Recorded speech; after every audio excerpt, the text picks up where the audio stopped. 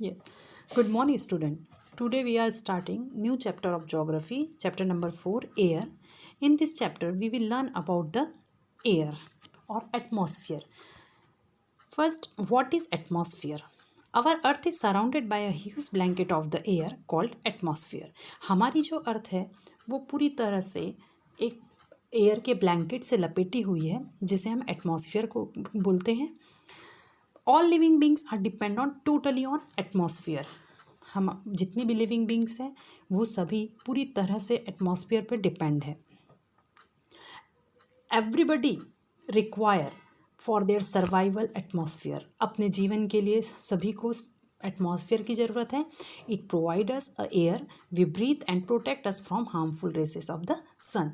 And what is the work of the atmosphere? The main work of the atmosphere that it gives us oxygen and protect us from the sun's harmful rays. Okay, sun की जो harmful rays है उससे हमको बचाता है atmosphere. This is the main work of the atmosphere.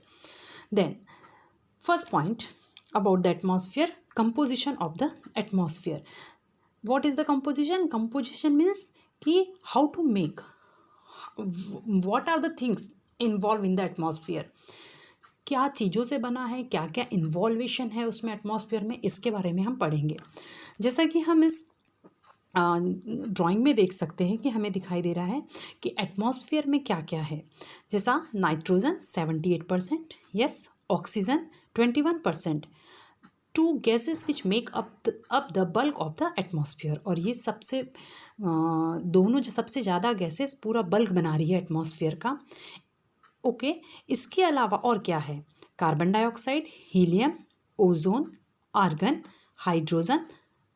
Okay, एक बार मेरे साथ रिपीट करेंगे आप लोग. Carbon dioxide, helium, ozone, argon and hydrogen. These are the gases which are also included in the atmosphere. And a part of this, इन सब gases के अलावा और भी क्या है? तो और क्या है इसमें?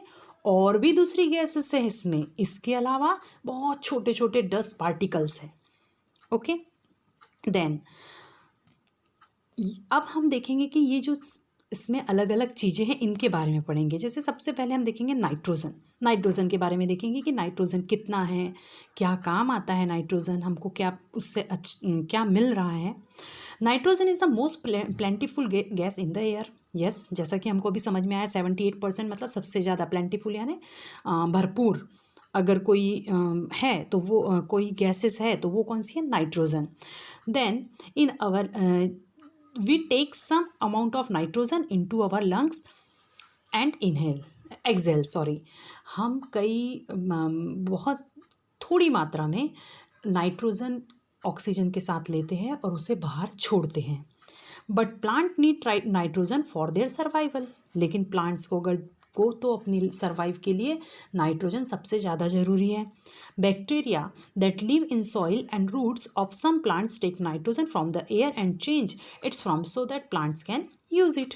अभी क्या प्लांट्स डायरेक्टली लेते हैं? प्लांट्स डायरेक्टली नाइट्रोजन लेते हैं? No, they are not taking nitrogen directly. They are taking nitrogen with the help of the bacteria which mix in the soil. हम वो जो नाइट्रोजन लेते हैं वो किसके थ्रू लेते हैं? जो बैक्टीरिया सॉइल के अंदर है वो उनके थ्रू प्लांट्स नाइट्रोजन लेते हैं. कैसे?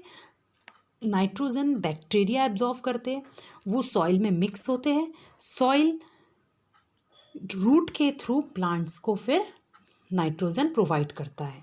This is the way to taking the nitrogen from the atmosphere by the plants. Okay, then oxygen, second one. अब सेकेंड थिंग देखेंगे, सेकेंड गैस जो है वो है oxygen. How many percent it is? It is 21%. Okay, oxygen is second most plentiful gases in the air. Human and animals take oxygen from the air as they breathe. Yes, everybody knows. No need to explain again and again कि हम oxygen लेते हैं, carbon dioxide छोड़ते हैं. No, everybody knows about this.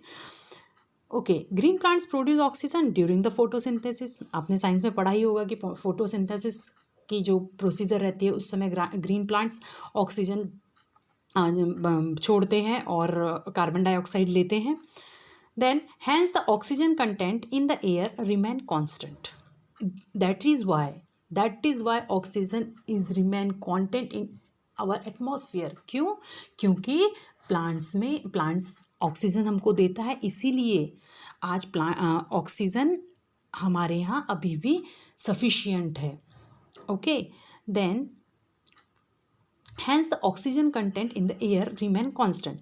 If we cut trees then this balance gets disturbs. लेकिन अगर हम इन trees को कट कर दिए तो क्या होने वाला है, ये जो बैलेंस बना हुआ है ऑक्सीजन और कार्बन डाइऑक्साइड का, ये पूरी तरह से डिस्टर्ब हो जाएगा. सिर्फ सोच के देखिए कि अगर हमने प्लांट्स काटना शुरू किया तो सबसे ज़्यादा लॉस क्या होगा, हमको ऑक्सीजन कम मिलेगा. ऑक्सीजन कम मिलेगा तो कार्बन डाइऑक्साइड बढ़ जाएगा, और कार्बन डाइऑक्साइड बढ़ा मतलब हमें अब सफोकेशन शुरू हो जाएगा. हम सांस नहीं ले पाएंगे, मतलब हम जी नहीं पाएंगे. समझ में आया? ओके, देन ऑक्सीजन के बाद हम कार्बन डाइऑक्साइड के बारे में देखेंगे. Carbon dioxide is another important gas. Yes, green plants use carbon dioxide make their food and release oxygen. जैसे हमने हमारे जीने के लिए ऑक्सीजन चाहिए, वैसे ही प्लांट्स को अपने प्रोसीजर के लिए उनको कार्बन डाइऑक्साइड चाहिए, तो वो कार्बन डाइऑक्साइड हमसे लेते हैं और हमको उसके बदले में वो ऑक्सीजन देते हैं. ह्यूमंस और animals release carbon dioxide. Yes, the amount of carbon dioxide release by human और animal seems to be equal to the amount used by the plants which make a perfect balance. और ऐसा बोलना चाहिए या ऐसा होना ही चाहिए कि ये जो बैलेंस है ये परफेक्ट होना बहुत ज़रूरी है, कि हम जितनी ऑक्सीजन ले रहे हैं उतनी ऑक्सीजन हमको मिलनी चाहिए. जितनी हम कार्बन डाइऑक्साइड छोड़ रहे हैं उतना कार्बन डाइऑक्साइड लेने वाला या एब्जॉर्व करने वाला कोई होना चाहिए, नहीं तो ये हमारे लिए बड़ा प्रॉब्लमेटिक हो जाएगा. ओके, देन और इसके बैलेंस को बनाने के लिए हमको क्या करना पड़ेगा, don't cut the plants.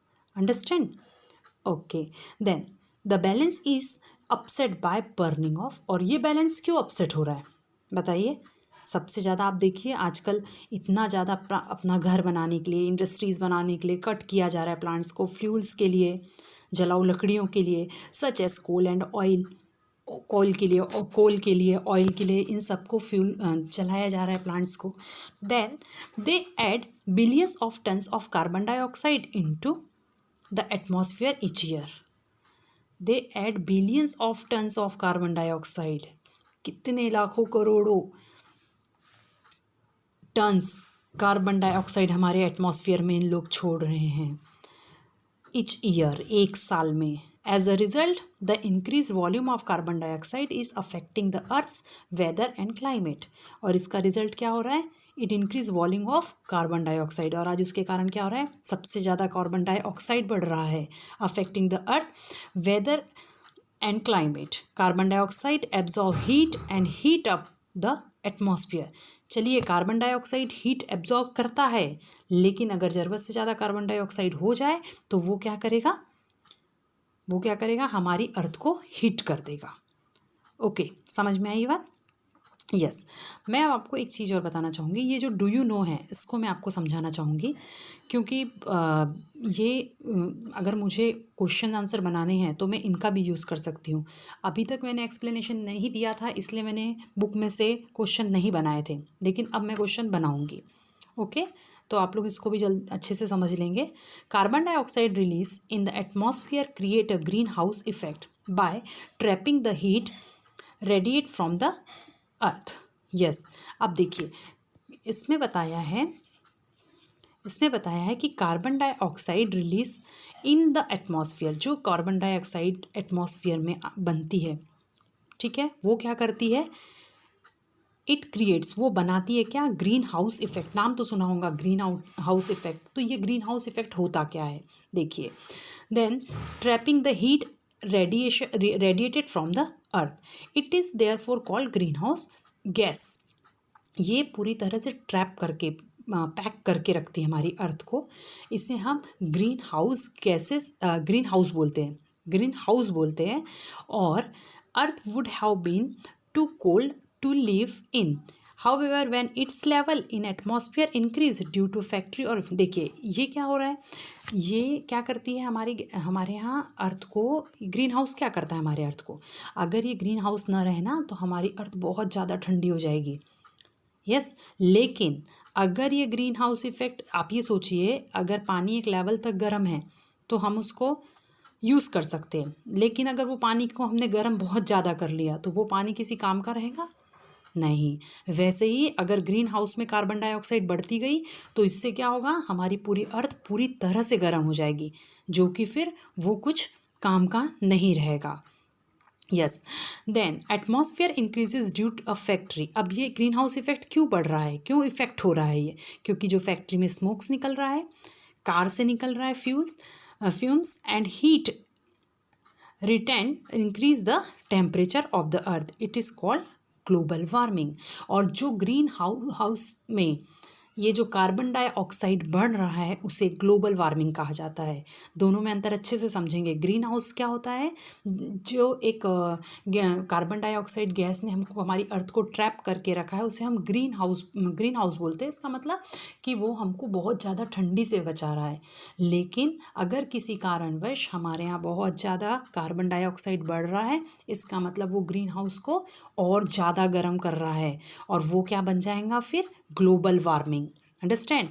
This rise in temperature causes the snow in coldest part of the world to melt. और इसके कारण आपने सुना होगा कि आजकल कि बहुत ज़्यादा हमारे यहाँ भी स्नो बहुत ज़्यादा मेल्ट हो रहा है। एक समय आएगा कि पूरा पानी ख़त्म हो जाएगा, तो ये ग्लोबल वार्मिंग का ही असर है, उसके कारण ही हो रहा है ये सब। As a result the sea level rises. अगर जितना पानी मेल्ट होगा उतना जाके वो सी में मिलेगा, और जितना सी में मिलेगा उतना ज़्यादा सी राइजेस होगा यानी सी का लेवल बढ़ता जाएगा। Causing floods in the coastal area, उसके कारण हमेशा फ्लड आते रहेगा कोस्टल एरिया में। There may be a drastic changes in the climate of the place leading the extinction of some plants and animals in the long run. और इनका बहुत ज़्यादा साइड इफ़ेक्ट हो जाएगा अगर ये बहुत सालों तक ऐसा ही चलता रहा तो। देन सेकेंड देखेंगे, do you know when air is heated it expends become lighter and gas up. जब एयर बहुत गर्म होती है, हीट होती है, गर्म होती है, तो ये फैलती है, बिकम्स लाइटर। जितनी गर्म हवा होती है वो उतनी हल्की होती है, एंड गोज़ अप, उतना ऊपर जाती है। Cold air is denser. Cold air जो होती है डेंस होती है, यानी घनी होती है और हैवी होती है। That is why it tends to sink down. इसके कारण वो सिंक होती है, मतलब सिकुड़ती है और नीचे आती है। When hot air rises, cold air from surrounding areas rushes there to fill in the gap. अगर क्या हो रहा है, when hot air rises, hot air जैसे जैसे ऊपर जाती है, cold air from surrounding area, जितनी भी आसपास की जितनी कोल्ड एयर जो होती है वो क्या करती है, rushes there to fill in the gap. जितनी भी, जैसे देखिए गर्म गैस ऊपर जाने लगी तो वो जगह खाली होती जा रही, तो वहाँ पे कौन कैप्चर कर लेगा, कौन कैप्चर करेगा, यस, कोल्ड एयर। कौन सी एयर, कोल्ड एयर कैप्चर कर लेंगे। That is how air circulation take place. और ये ही एक तरीका होता है जिससे एयर हमेशा सर्कुलेट होती रहती है। जैसे हमारा वाटर सर्कुलेट होता है ना, वैसे एयर भी सर्कुलेट होती है। ये आगे और पढ़ेंगे आप लोग। अब हम देखेंगे स्ट्रक्चर ऑफ एटमॉस्फेयर। क्या देखेंगे हम अभी, structure of atmosphere. Yes, then structure it means कि ये बना कैसा है एटमॉस्फेयर। देखिए ये ब्लू वाला आपको ड्राइंग दिख रहा है, इसमें आपको देखना है कि हमारे एटमॉस्फेयर में हर एक लेयर है, अलग अलग लेयर बनी हुई है। ये लेयर किस काम की है, ये लेयर क्या करती है, इस बारे में हम देखेंगे। ठीक है, our atmosphere is divide into 5 layer. How many layers, there are 5 layers starting from the earth surface, जो कि हमारी अर्थ सरफेस से, अर्थ जमीन की सतह से शुरू होती है। That is the first layer is troposphere. What is this, this is troposphere. Yes, the first layer is the troposphere whose average height is 13 kilometre. इसकी लगभग हाइट कितनी होती है, अर्थ लेवल से कितनी होती है, अर्थ लेवल से लगभग फर्स्ट वाली लेयर की हाइट होती है 13 kilometre. Yes, then the air we breathe exists here. Almost all the weather phenomena like rainfall, fog and hailstorm occur in this layer. अब इस लेयर में क्या होता है, ये फर्स्ट लेयर में ये होता है कि यहाँ पर सबसे ज़्यादा क्या होती है, सबसे बड़ी बात तो हम जो एयर ब्रीथ कर रहे हैं वो यहाँ पर है. Almost all the weather phenomena, it means कि हमारे यहाँ रेनफॉल होना, फॉग होना, हेलस्टॉर्म होना, ये जो भी होता है हमारे यहाँ ये इसी लेयर में पाया जाता है. इसके ऊपर नहीं होता ये सब, ये यहीं तक होता है. ठीक है. Then second layer is the stratosphere. Stratosphere is the which extend up 50 kilometre. अब 13 किलोमीटर तक तो कौन सी लेयर थी, ट्रोपोस्फियर. अब उसके ऊपर 50 किलोमीटर तक कौन सी लेयर है, स्ट्रेटोस्फियर. तो स्ट्रेटोस्फियर का काम क्या होता है, this layer is almost free from the cloud and associated with weather phenomena. अब यहाँ पे जनरली क्लाउड नहीं होते. Yes, then making conditions most ideal for flying aeroplanes. आपने देखा होगा कभी एरोप्लेन में बैठा होगा तो जैसे जैसे आप ऊपर जाते हैं एक समय आता है कि आपको कुछ दिखाई नहीं देता, कुछ भी नहीं दिखाई देता. इसका मतलब होता है कि हम बहुत ऊपर मतलब हम बादलों से भी ऊपर चले जाते हैं. तो हमारा जो एरोप्लेन है वो ये स्ट्रेटोस्फियर जो लेयर है वहाँ पे उड़ता है. ठीक है. Then it contain a layer of ozone. और स्ट्रेटोस्फियर में और क्या होता है, स्ट्रेटोस्फियर में एक ओजोन की लेयर होती है. ओजोन लेयर क्या होती है, ozone gas that protects us from the sun's harmful rays. तो ओजोन लेयर का काम होता है हमको क्या बनाना, हमको किस चीज़ से बचाना, सन की हार्मफुल रेसेस से. सब तो कौन काम करता है ये, एटमॉस्फेयर में इंक्लूड ओजोन लेयर. ओके, मतलब ओजोन लेयर का काम है कि हमको इस सब चीज़ों से बचाना. ठीक है. देन स्ट्रेटोस्फियर पहला हुआ हमारा, ट्रोपोस्फियर सेकेंड हुआ स्ट्रेटोस्फियर. अब third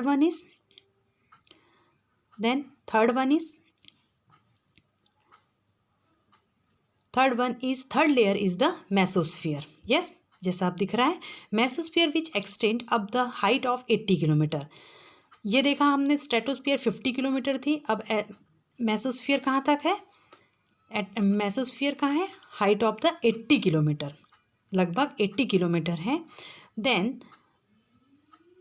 meteoroids burn up into this layer and entering from space. आपको पता है मेटेरॉइड्स कुछ पत्थर जैसे होते हैं जो हमारे अर्थ के आसपास हमेशा घूमते रहते हैं. क्यों हमारे अर्थ के आसपास घूमते हैं, मालूम है आप लोगों को? नहीं, अगर नहीं मालूम तो सुनिए.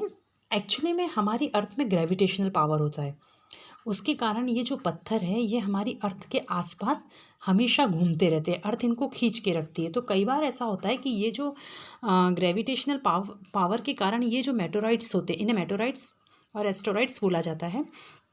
तो ये जो होते हैं ये कभी कभी हमारी अर्थ के अंदर आने की कोशिश करते हैं.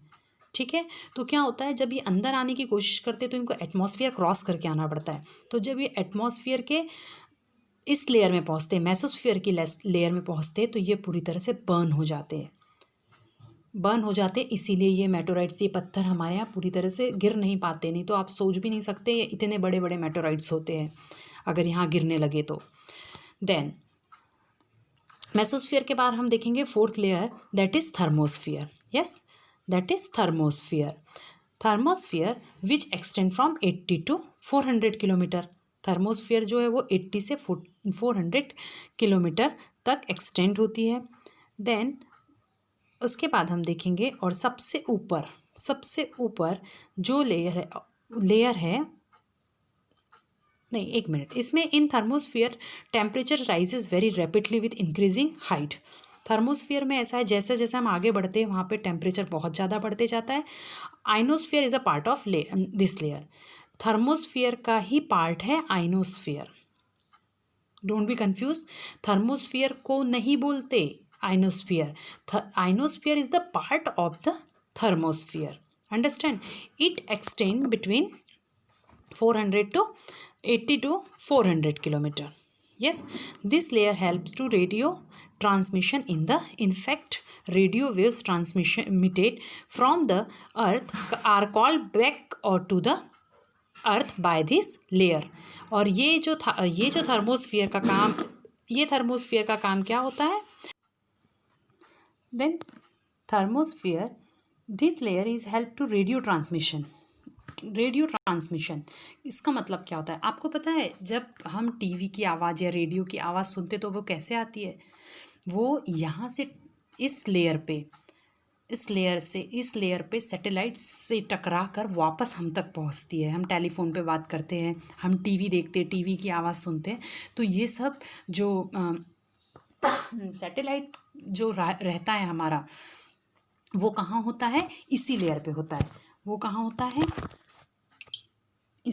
होता है। ओके।